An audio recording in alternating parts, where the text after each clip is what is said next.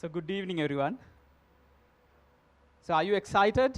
Because we are going to launch Rootcode Studio today. Exactly 1 year ago, I was here as a guest to launch Rootcode AI.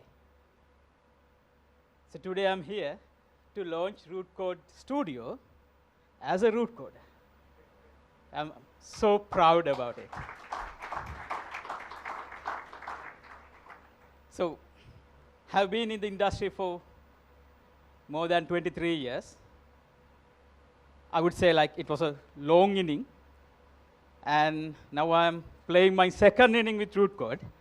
So nice to see our industry veterans and also our energetic and brave entrepreneurs, media friends, and all Rootcoders here.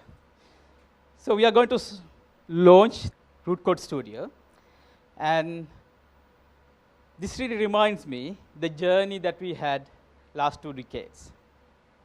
So yesterday I shared one of our teasers in social media saying we are going to launch something big. So I get a couple of calls from my friends because since I mentioned we are going to do something big, they want to wish us. So while they were wishing, some of them asked me one common question. They asked me, is this the right time to invest on something big? So then I asked, what do you mean by right time? So then they said, the entire world is going through a mess, and we have our own crisis at home. So is this the right time to invest on something big? That reminded me hundreds of stories from last 20 years.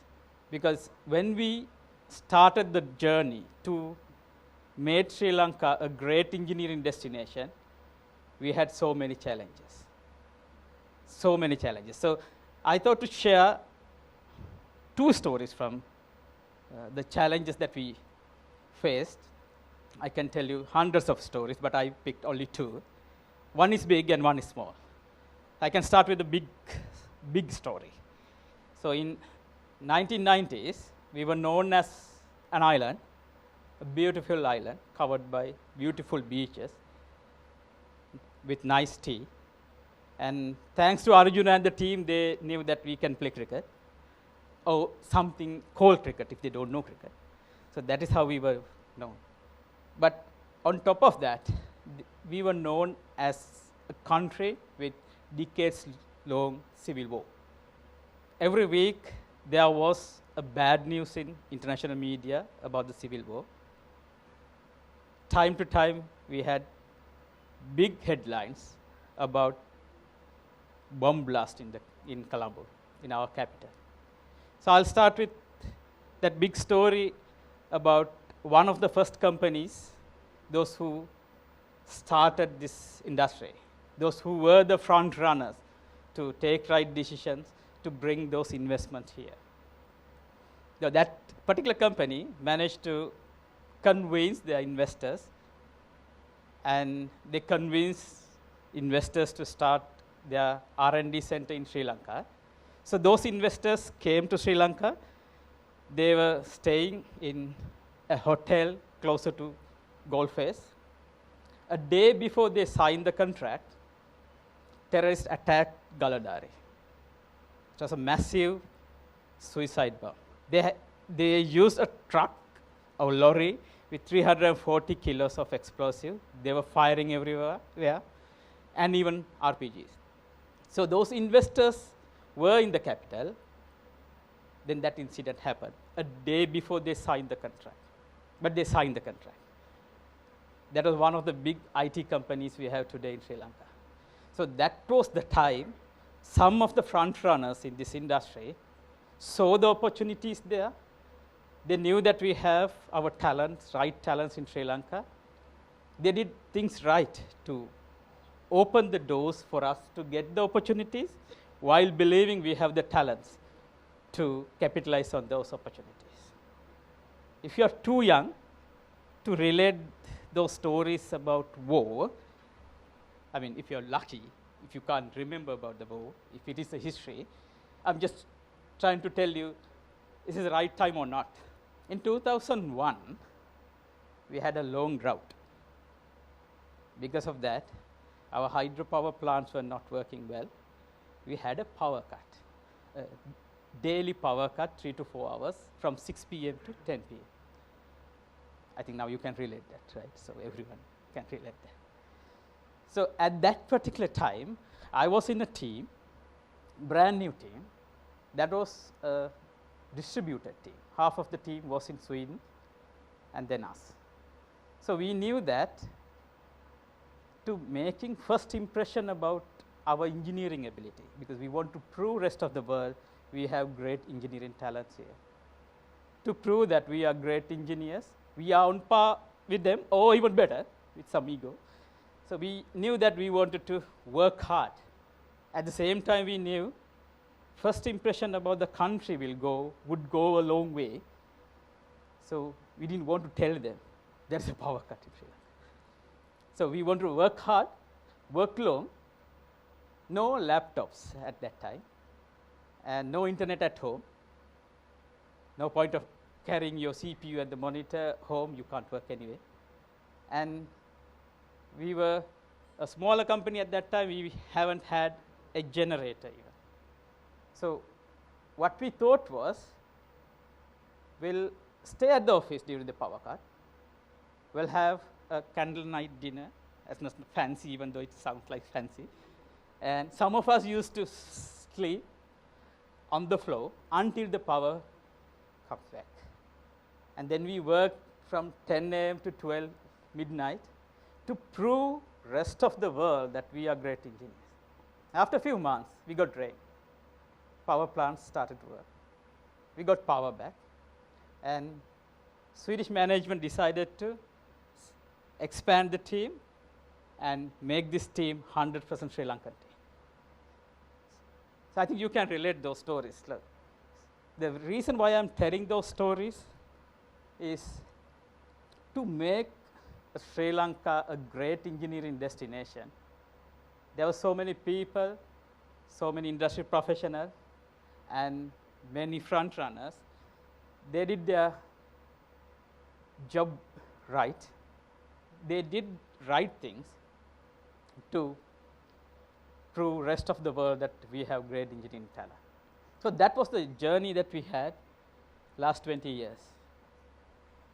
While we were having that journey as a country, the IT industry itself had a remarkable journey. And if you go back to 20 years, so not many of our users were tech savvy. I mean, IT was magic anyway. So what they were expecting from us was just store data and do processing, give us some reports, they are happy. They're very happy. But the problem with them was that they were not tech savvy. You have to tell exactly what you need to do. So 20 years ago, as a software engineer, the biggest challenge I had was writing user manuals. You have to write big user manual, right? You know, when you add a field, employee ID, you have to write in the user manual. There is a field called employee ID. This is where you need to enter employee ID. Then there's a button with an icon. This icon you have to press it. So that was the pain. I mean, it wasn't a challenge. It's a big pain for us, right? That was 20 years ago. But when our users migrate to tech, so their demand became high.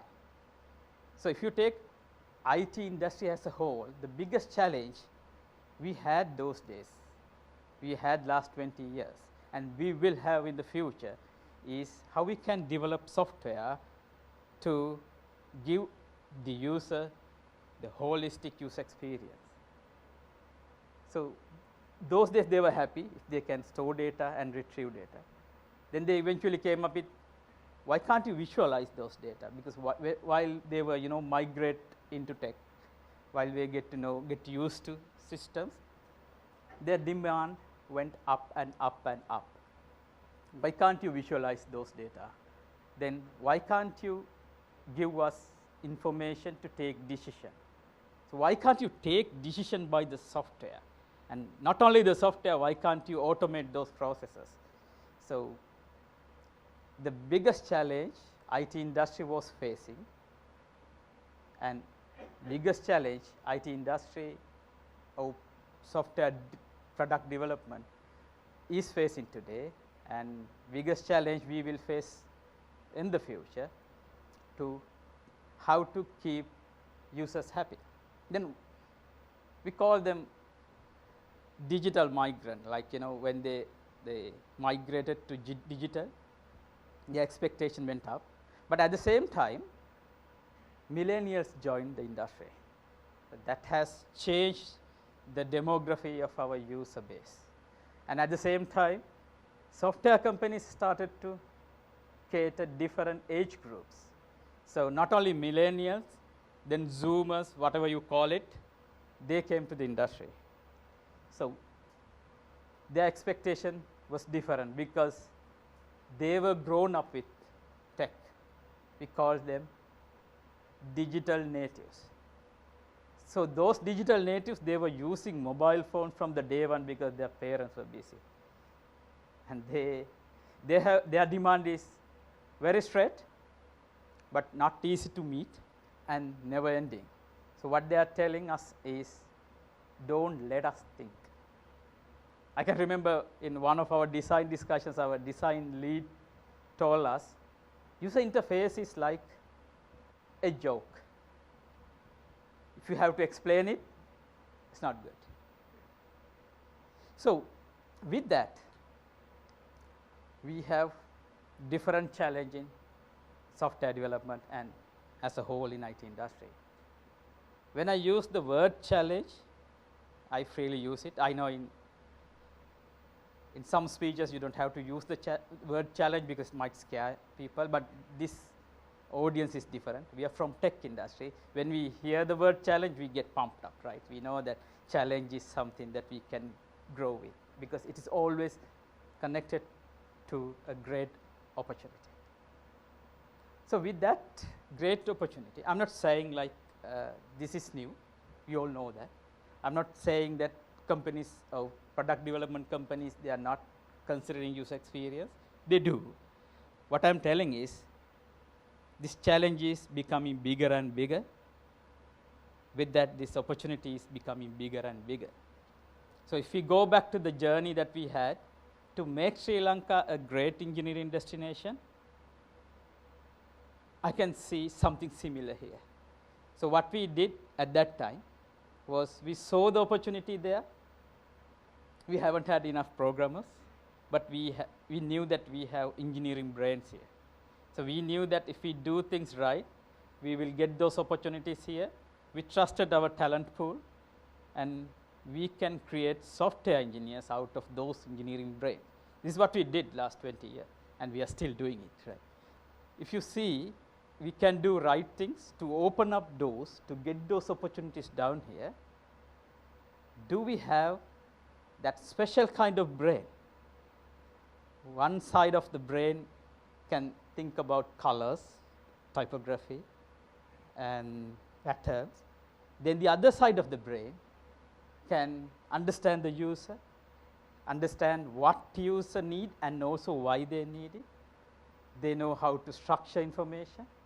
Do we have that talent with us?